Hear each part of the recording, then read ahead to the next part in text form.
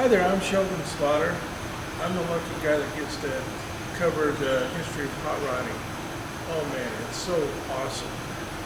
We start with the rebellious youth coming out of World War II, building hot rods from junkyards, to moving clear on up to street outlaws today with all their fast cars.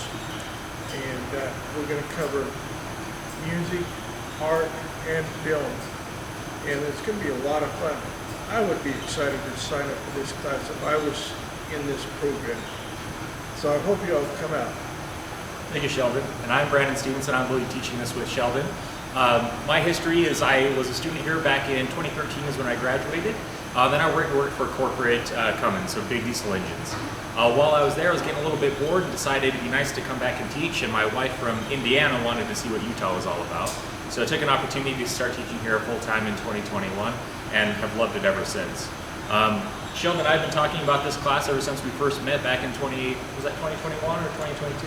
Yeah. Yeah, right around that time we were talking about how can we incorporate hot rods into history and how that has impacted cultures. So when I was in Indiana, very close to Detroit, Michigan, I could see how the big three, so Ford, Chrysler, and Chevrolet, or GM, had influenced that area, including down in Indiana.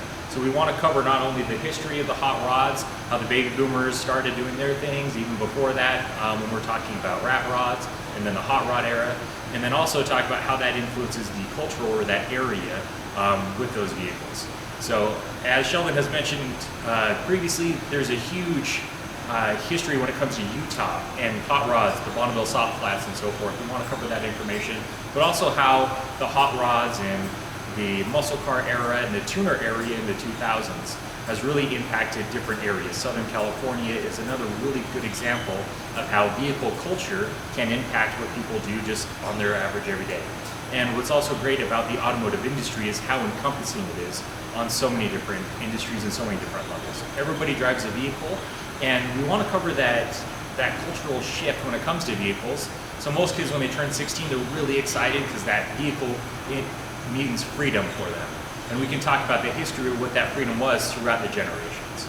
The hot rod eras in the 60s and 70s versus the tuners in the early 2000s to what that era is now in 2020, 2030, when we're not really focused as much on making a lot of power and a lot of noise, when having the car that is dependable, a car that has good fuel efficiency, and a car that is fun and just looks nice to drive.